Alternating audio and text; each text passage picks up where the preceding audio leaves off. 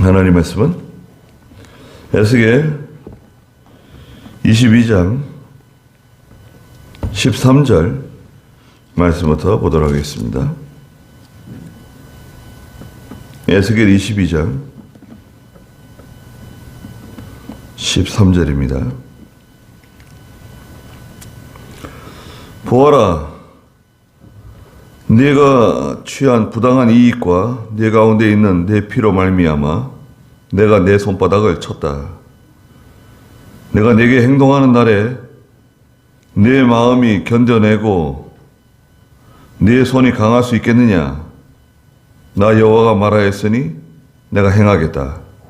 내가 너를 여러 민족들 가운데 흩고 너를 각 나라에 흩어 너에게서 부정함을 정결하게 하겠다. 네가 여러 민족들의 눈앞에서 네 자신을 더럽히니 너는 내가 여호와인 것을 알 것이다. 그랬습니다.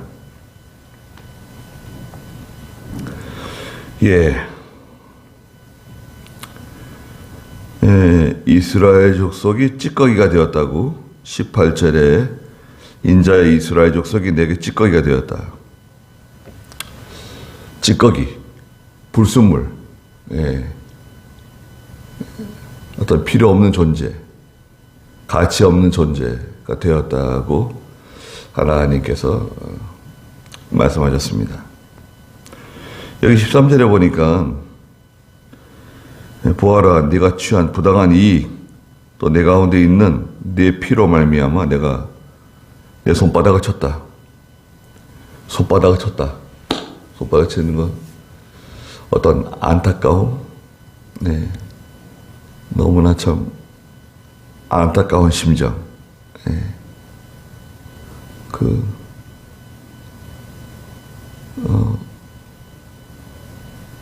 엄마가 그 자녀에 대해서 안타까운 심정, 손바닥을 치면서 괴로워하는 것, 그런 심정이에요. 여기 이제 지난주에 22장 6절부터 12절까지 이스라엘이 자기 권세를 가지고 피 흘리고 아버지 어머니 업신여기고 나그네 대접하지 않고 폭력 쓰고 고아 과부 억압하고 쭉 말씀하셨잖아요. 성물 더럽히고 안식일 더럽히고 그런 계속해서 하나님의 백성들이 하나님 앞에 잘못하는 것에 대해서 안타까워하시는 거예요. 부당한 이익, 남의 것을 약탈하는 것, 빼앗는 것, 정당한 수입이 아닌 것, 뇌물 받는 것, 또 내 가운데 있는 내 피를 흘리는 것, 사람들의 마음을 아프게 하고 다치고 상처 줘가면서 손에 줘가면서 취한 모든 그 피 흘린 것, 하나님께서 내가 내 손바닥을 쳤다 말씀하셨습니다. 14절 한번 읽어주시겠어요? 내가 네게 행동하는 날에 내 마음이 견뎌내고 내 손이 강할 수 있겠느냐? 나 여호와가 말하였으니 내가 행하겠다. 네, 하나님이 행동하시는 날, 하나님이 행동하시는 날 어떤 날입니까? 하나님이 심판하시는 날, 징계하시는 날, 하나님이 자리에서 일어나시는 날이에요. 하나님이 앉아 계시다가 일어나신다고 표현하셨어요. 또 여기서는 내가 행동한다. 하나님 가만히 계시는 것 같은데 행동하시는 때가 와요. 그때 네 마음이 견뎌낼 수 있겠냐? 내 손이 강할 수 있겠냐? 못 견딘다는 거예요. 하나님이 얼마나 무서운지 마음이 녹아내린다는 거예요. 못 견딘다는 거예요. 하나님 무서우신 분이세요.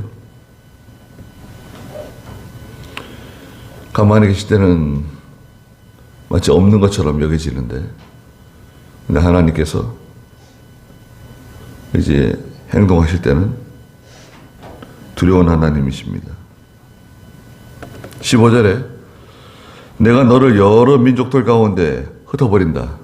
하나님께서 이스라엘 여러 민족들 가운데 다 흩어버리고 너를 각 나라에 흩어 너에게서 부정함을 정결하게 하겠다.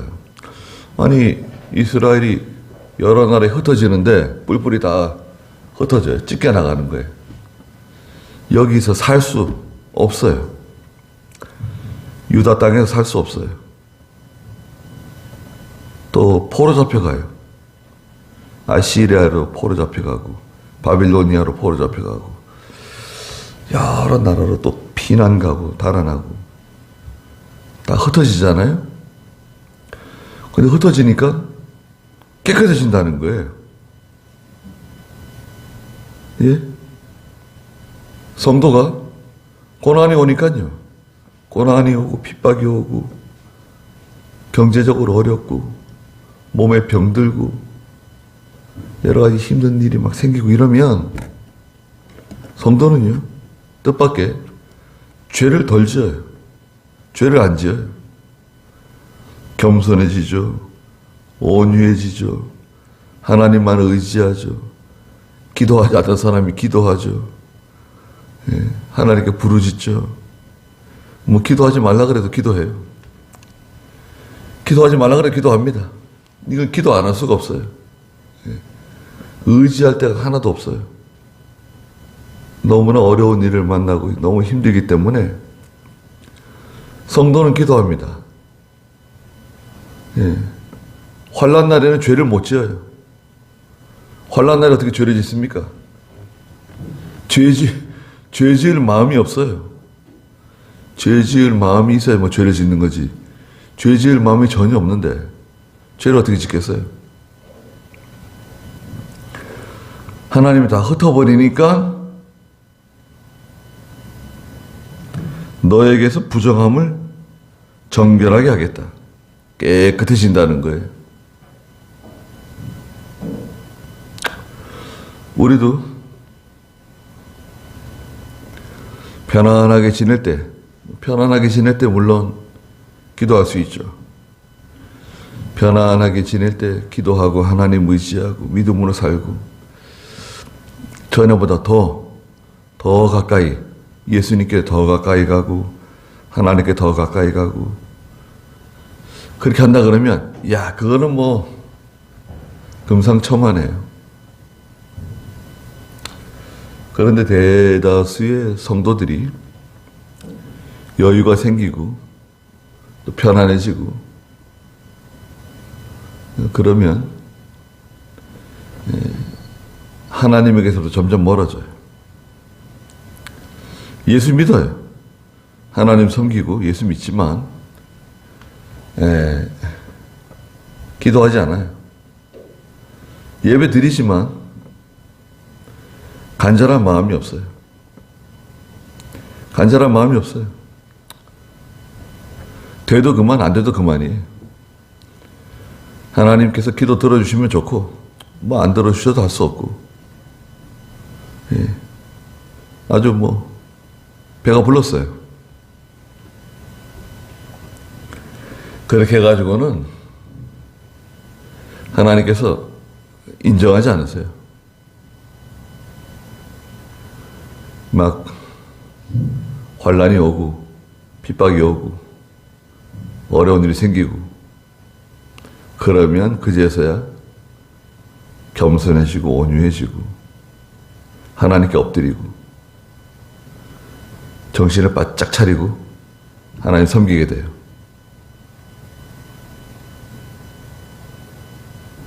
16절에 네가 여러 민족들의 눈앞에서 네 자신을 더럽히니 너는 내가 여호와인 것을 알 것이다.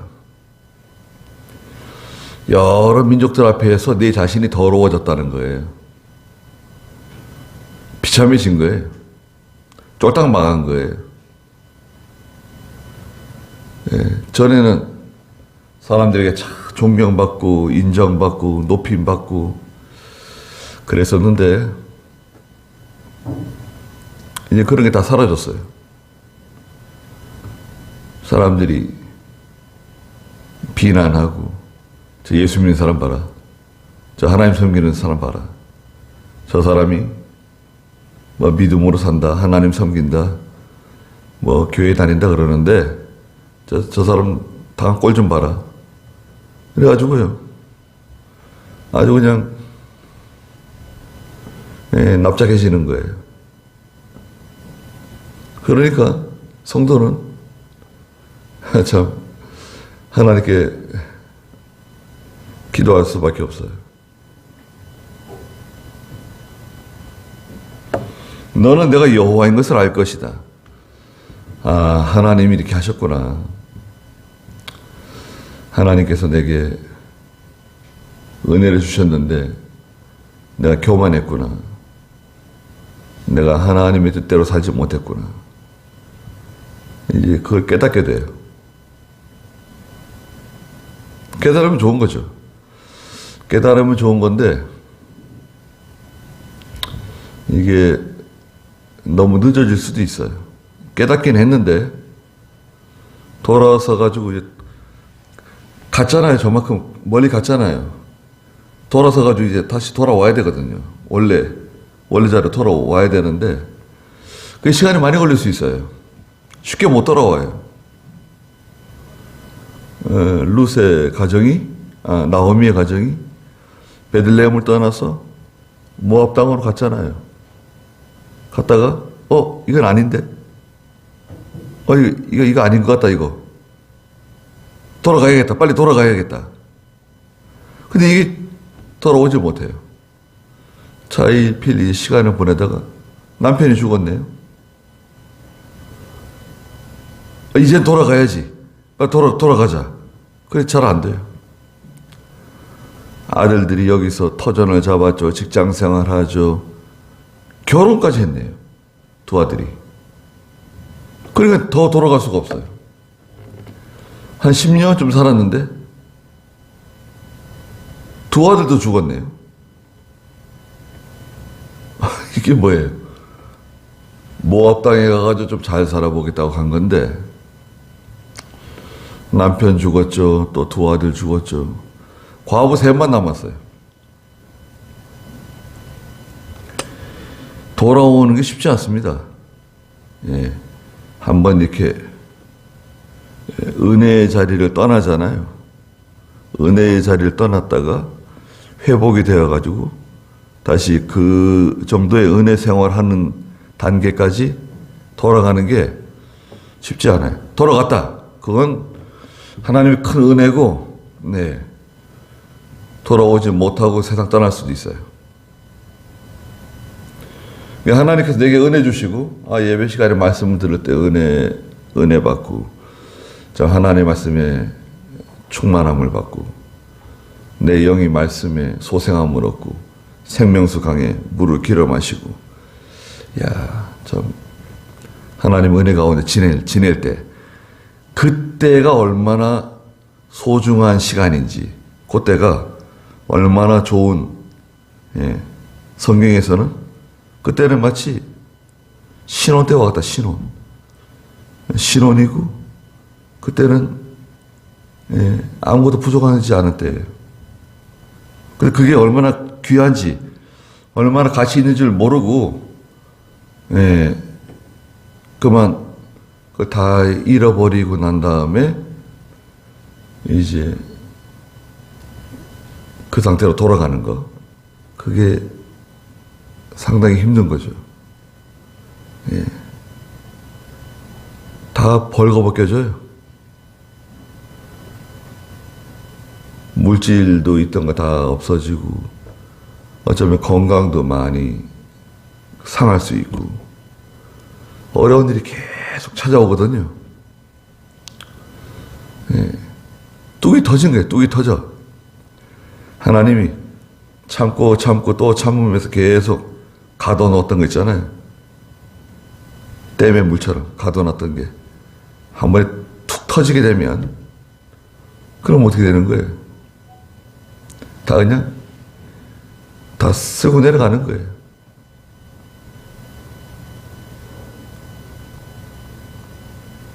너는 내가 여호와인 것을 알 것이다. 여호와 하나님, 약속을 이행하시는 하나님. 하나님 말씀하신 대로 하시는 거예요. 말씀하신 대로. 여러 하나님의 종들을 통해서 선지자들을 통해서 말씀하신 거 있잖아요. 그대로 하시는 겁니다. 18절 읽어보세요. 인자야 이스라엘 족속이 내게 찌꺼기가 되었다. 그들 모두가 용광로 가운데서 굴이나 노시나 철이나 나비나 은 찌꺼기가 되었다. 그러므로 주 여호와가 이같이 말한다. 너희 모두 찌꺼기가 되었으니 그러므로 보아라. 내가 너희를 예루살렘 가운데로 모으겠다. 네, 이스라엘 족속이 찌꺼기가 되었어요. 찌꺼기, 불순물. 예, 필요 없는 존재, 무가치한 존재, 찌꺼기와 같은 존재가 되었다는 거예요. 이 찌꺼기를 제거해야 되거든요. 예, 여기 보니까 굴이나 노시나 철이나 나비나 은에 찌꺼기가 들어갔어요. 찌꺼기에 들어가 있으면 안 되죠. 은을 가공하는데 찌꺼기에 들어갔다. 그 찌꺼기 제거해야 되잖아요. 찌꺼기를 제거하는 법은 뭐냐? 이사야 1장 21절 22절에서는 거기도 찌꺼기, 불순물이 나오는데요. 이사야 1장 21절 22절 또 한번 읽어주시겠어요? 어째여 신실하던 성읍이 창기가 되었는가? 그 가운데 공의가 가득 차고 정의가 머물더니 이제는 살인자들 뿐이다. 너희 은은 찌꺼기가 되었고 너희 포도주에는 물이 섞였다. 너희 지도자들은 반역자들이며 도둑의 친구들이고 모두가 뇌물을 사랑하며 사례를 구하고 고아를 변호하지 않으며 과부의 소송을 받지도 않는다. 네, 찌꺼기가 되었습니다. 25절 읽어보시겠어요? 이사야 1장 25절. 내 손을 너에게 돌려 내 찌꺼기를 온전히 씻어내고 너희의 모든 불순물을 제거하겠으며. 네, 찌꺼기는 다 씻어내고 불순물을 제거하겠다. 방법이 뭐냐? 방법은 여기 오늘 에스겔 22장에서 보니까 20절에 용광로가 있어요. 용광로. 용광로. 용광로는 쇠를 녹이는 곳이죠. 작은 용광로도 있죠. 금이나 은이나 뭐 이런 걸 녹이는 용광로도 있어요. 대장간에, 예전에 대장간에 그 용광로 있잖아요. 풀물을 가지고 막 이렇게 바람을 집어넣으면은 그 용광로에서 이제 쇠붙이라든지 나비라든지 녹아내리잖아요. 그러면 뭐 솥단지 같은 거 이제 땜빵할 때 대장간이 한 군데씩 있었죠. 모연에도 대장간이 있었을걸요, 예전에? 모연에 대장간 혹시 없었어요? 여기도 있었어요. 여기도 있었어요? 네. 어디요? 이 동네도 있었어요. 이 동네도 있었어요? 저희 사는데 그 겨울께 옆에. 그래요. 할아버지도 우리 집에 살았어요. 모연에도 있었겠죠. 모여는 안 뭐, 포국에도 있고. 다 있는 거예요. 동네마다 대장간 하나씩 있는 겁니다. 그래가지고 뭐, 괭이가 부러지면 괭이도 뭐, 고쳐주고, 낫도 또 고쳐주고, 호미도 고쳐주고. 예전에 다 대장간에 갈 일이 많았습니다. 거기 용광로가 있어요. 작은 용광로. 쇠붙이를 녹이는 거. 포항제철이라든지 뭐 인천제철이라든지 광양제철이나 거기 어마어마한 용광로들이 있죠. 쇠를 뭘로 녹이나요? 전기를 녹여요. 전기. 그 제철소가 전기를 어마어마하게 써요. 전기로 다 쇠를 녹이는 거예요. 그리고 이 잡철들 있잖아요. 이 뭐 고물상에 주워다 가지고 갖다 버린 거, 그것도 이제 그거는 다 대부분 인천제철로 가는데요. 인천제철에 가면 이제 그 잡철들, 거기에는 뭐 강철, 뭐 노, 뭐 별거 다 들어가서 녹이잖아요. 그러면 그 위에 뜨는 거 있어요. 불순물들. 찌꺼기가 떠요. 뜨기도 하고 밑에 가라앉기도 하고. 뜨는 것들 싹 걷어냅니다. 이 찌꺼기들, 불순물들 다 걷어내고 그냥 부어요. 이제 부으면은 쫙 이제 빔 있잖아요. 이 건물 빔. 빔 만드는데 이 잡철들 쓰는 거예요. 빔 만들 때 이 잡철들 집어넣어가지고 빔 같은 거 만들고, 용광로 바닥에 가라앉아 있는 흙이라든지 이런 찌꺼기들 또 다 긁어내가지고 청소하고 또 막 갖다 붓는 거예요. 여기 고물상 같은 데서 이제 싣고 온 것들 있잖아요. 막 다 갖다 붓는 거예요. 다 뭐 자전거고 뭐고 그냥 니약 가고 뭐 다 갖다 집어넣는 거예요. 다 집어넣으면 못 견뎌요. 다 녹아내립니다. 여기서도 20절 읽어보시겠어요? 사람들이 은이나 놋이나 철이나 납이나 주석을 용광로 가운데로 모아 그것에 불을 불어넣어 녹이듯이 내가 너희를 내 진노한 분노 속에 모아 거기에 두고 녹이겠다. 내가 너희를 한데 모아 내 경노의 불을 너희에게 뿜음으로 너희가 그 가운데서 녹을 것이다. 은이 용광로 가운데서 녹듯이 너희가 그 가운데서 그렇게 녹을 것이니 그러면 너희는 나 여호와가 내 분노를 너희에게 쏟을 줄을 알 것이다. 네. 하나님께서 이스라엘 백성들을 용광로에다 집어넣는다는 거예요. 하나님께서 만들어 놓으신 용광로가 있어요. 그 용광로는 보통 전쟁입니다. 전쟁. 개인에게 찾아오는 재난이 있어요. 뭐 질병이라든지 가정에 찾아오는 재난, 사고, 뭐 이런 것들 있죠. 근데 더 무서운 것은 이 국가적인 재난, 전쟁 같은 거 있죠. 이거 뭐 다 비참해지는 거예요. 다 어려워지는 거예요. 나만 어려운 게 아니에요. 다 같이 어려운 거예요. 또 다 흩어져요. 남편이 어디에 있는지, 아들이 어디에 있는지, 어머니가 어디에 있는지, 딸이 어디에 있는지 다 뿔뿔이 흩어지고 알 길이 없어요. 찾을 길이 없어요. 용광로 속에 들어가면 교만한 사람이 어디 있습니까? 용광로 속에 들어가면 사람이 녹아나는 거예요. 살도 녹아지고 피도 녹아지고 뼈도 녹아지고 녹아지잖아요. 교만한 게 어디 있어요?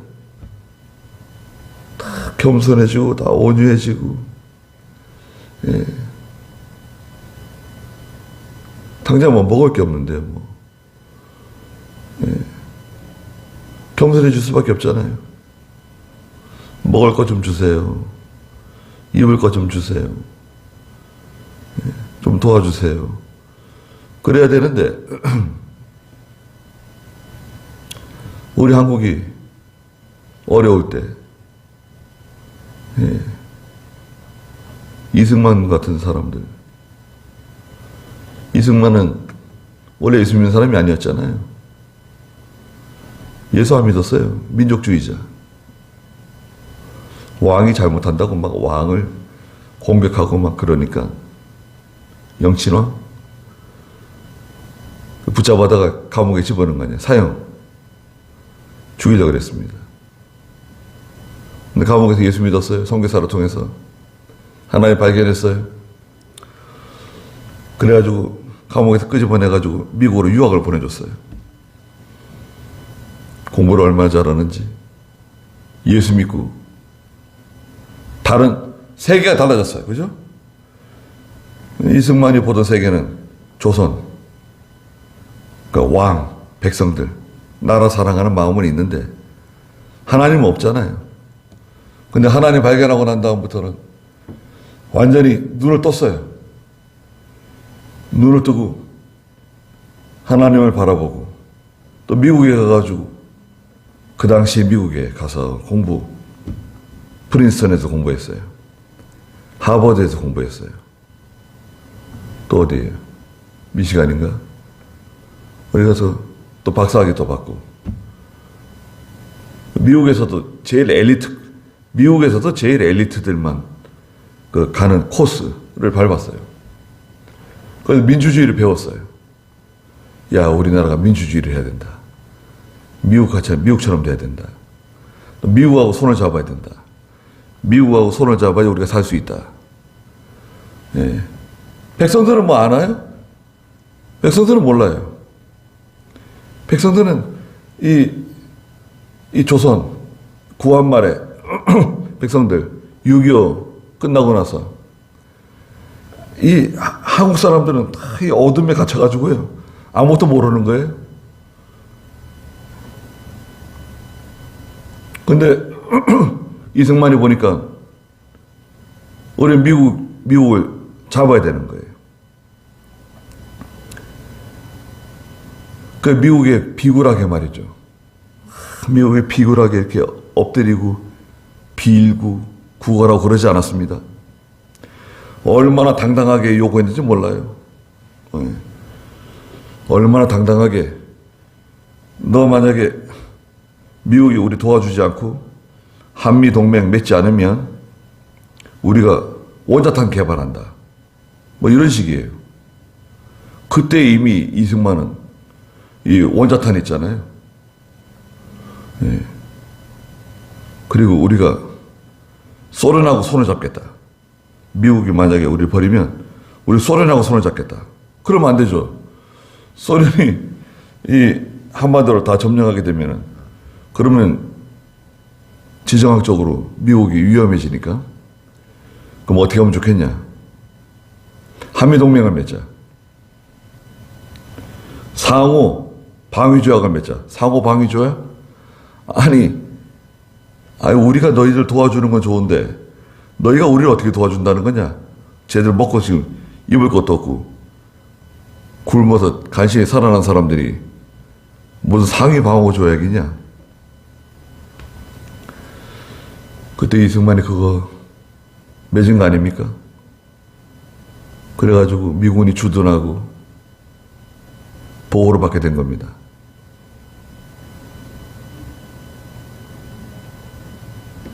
전쟁이 일어나면요 다 없어집니다. 자존심이 어디 있어요? 자존심, 교만한 마음, 완고한 마음. 죄를 짓고 싶어도 뭐가 있어야 죄를 짓죠. 주머니에 뭐 돈이 있나요? 가진 게 뭐가 있어요? 죄를 지으려도 뭐가 있어야 죄를 지을 거 아니에요, 사람들이. 예? 먹고 남는 거 가지고 죄를 짓는 거잖아요. 힘이 남아도니까 죄를 짓고, 돈이 남아도니까 죄를 짓고, 시간이 남아도니까 죄를 짓는 거예요. 엉뚱한 생각을 하는 거예요.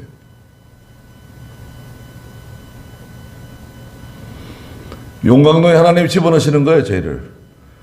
용광로에다 집어넣으면 못 견뎌요. 누가 견딜 수 있겠습니까? 한번 생각을 해보세요. 저 고물상에 막 쇠붙이가 그냥 산더미처럼 쌓여 있는데 그거 카고 트럭이 와가지고 집게를 가지고 다 집어가지고 트럭에다 실어가지고 제철소 가서 갖다 부어요. 확 부으면 용광도에 들어가는데요. 보니까요. 녹슨 거, 더러운 거 그런 거 필요 없어요. 그냥 다 집어넣는 거예요. 그냥 막 집어가지고요. 자전거 바퀴, 고무 같은 거, 사정 없어요. 다 빼내고 할 것도 없어요. 다 집어넣는 거예요. 들어가자마자 다 녹아내려요. 니아까도 다 녹아내리고, 자전거도 녹아내리고, 경운기, 그 앞대가리 있잖아요. 경운기 같은 것도 그냥 들어가면 다 녹아내리고, 얼마나 뜨겁습니까? 그런 곳에 하나님이 하나님의 백성 집어넣는 거예요.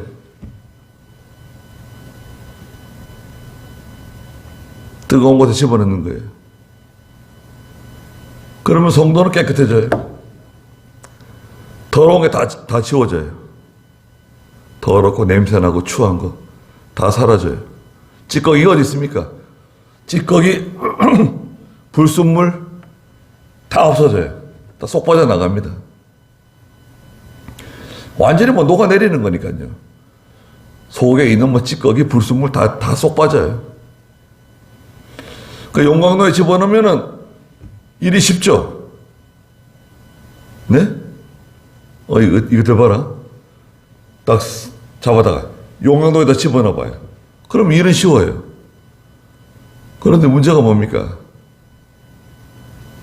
하나님의 백성들이 얼마나 또 고통을 당하고, 얼마나 비참해지고, 얼마나 불쌍해집니까?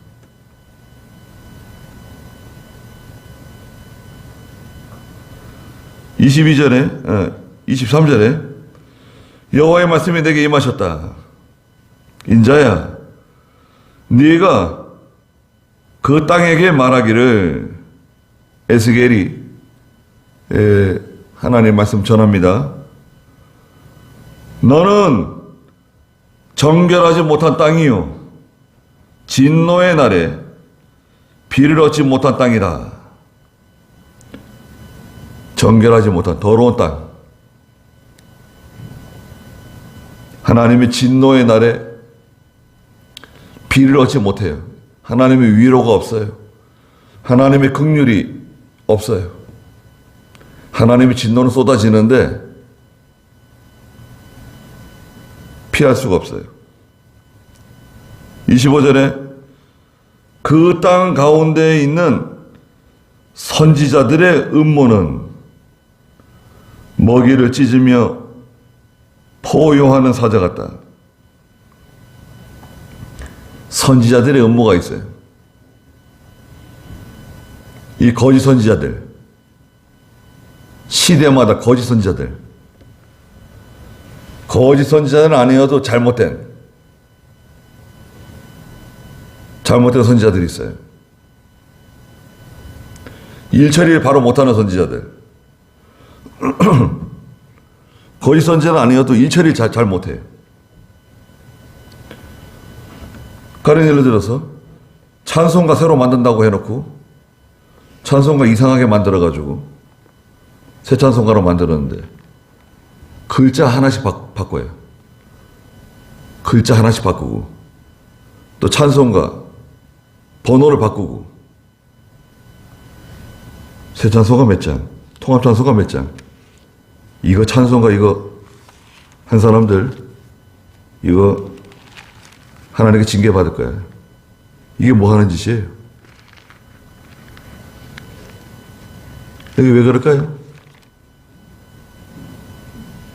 이게 다 자기 고집, 자존심, 그리고 돈이 엮여 있어, 돈.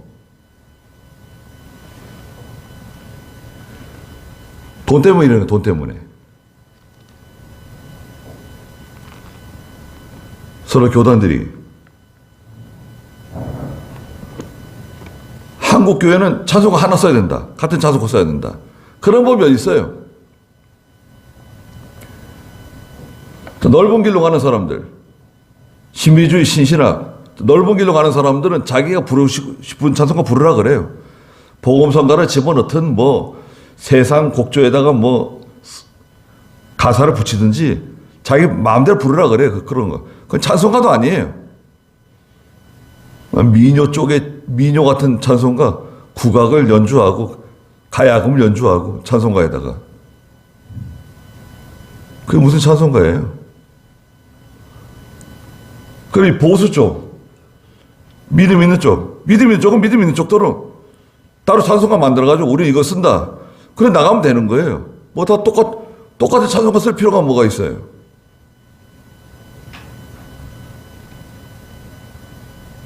이거 또 바른 성경 못 쓰게 하고 세상 재판에다가 고소해가지고 바른 성경 쓰지 못하게 하세요. 왜? 성서공회 성경책이 안 팔리니까. 바른 성경이 훨씬 좋거든요. 성서공회 돈이 많고. 바른 성경 팔리면 자기 성경이 안 팔리니까. 그것도 결국 뭐예요?